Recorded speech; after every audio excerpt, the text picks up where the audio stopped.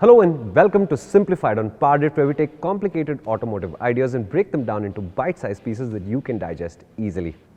We're doing a series on suspension. This is part 3. We've already talked about what suspension does, how compression damping works, and in this video, we'll talk about rebound damping. And before we start, I invite you to hit the 4 buttons we love you to hit: subscribe, the bell notification icon, the thumbs up button, and please do show this video to your friends because I think it'll clear up a lot of misconceptions. So, rebound damping. Now, as we've said before, suspension basically consists of a spring and a damper unit. The spring's job is to absorb the travel of the wheel, whether it is inward, which is consuming the travel, or outward, which is extending the spring.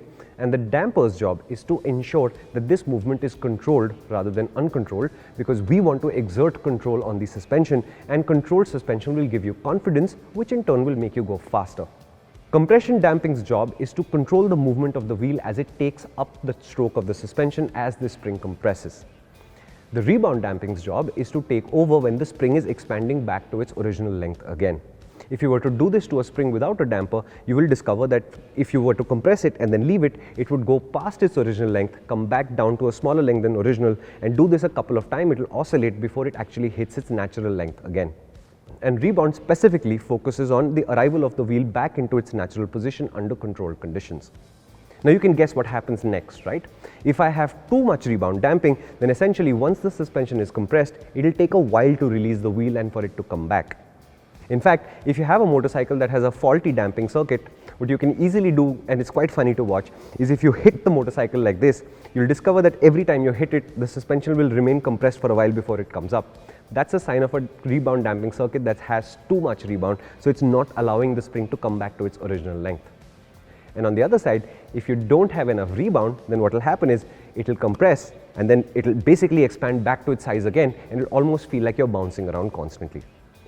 So just like with compression damping, what you want to do with rebound is to find a setting that really works for you. Now, in the front fork, we said changing the oil can easily make a difference, but rebound damping is harder to work with.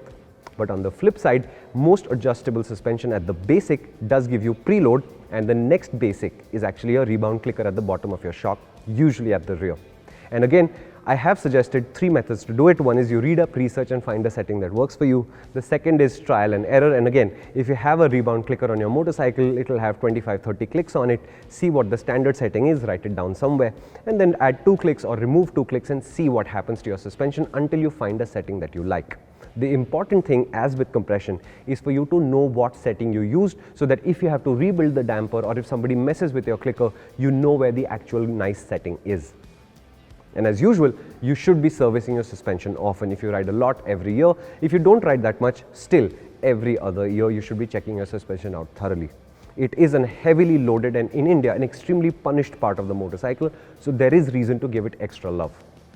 Even if, for example, the bushes that they use to mount your shock unit to your motorcycle, even if those are worn out and there's a little bit of play in the suspension, your confidence in that motorcycle will erode, and therefore that is a crucial part of you maintaining a motorcycle for it to do the best job it can.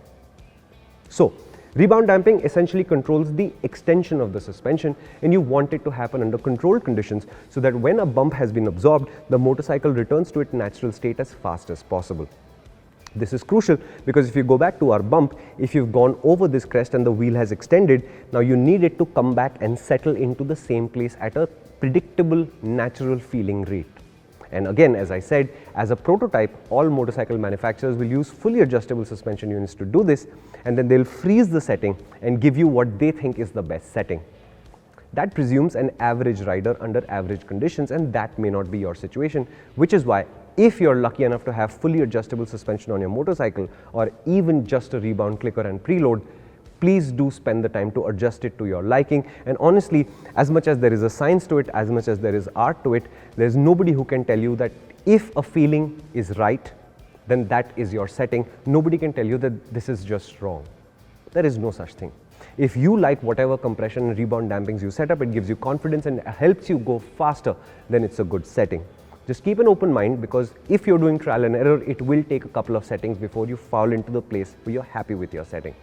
And again, note it down so you have it there for your reference. And remember, as you learn to go faster, as your ability to ride the motorcycle grows, that setup may not work anymore. So remember that you might be adding one click of compression or one click of rebound here and there to adjust the motorcycle to your liking.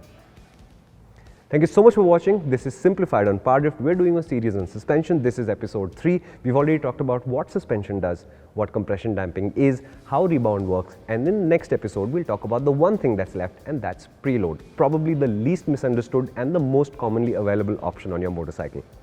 I invite you now, hit the subscribe button, the bell notification icon so you don't miss out, and if you like this video, please do. And please do show this video to your friends. I think suspension is very important and very less understood, and I hope this video helps. Thank you so much for watching. If you have more you want to discuss, comment. If there's other topics that you'd like to see on Simplified, comment as well and we'll get right on it. Thank you.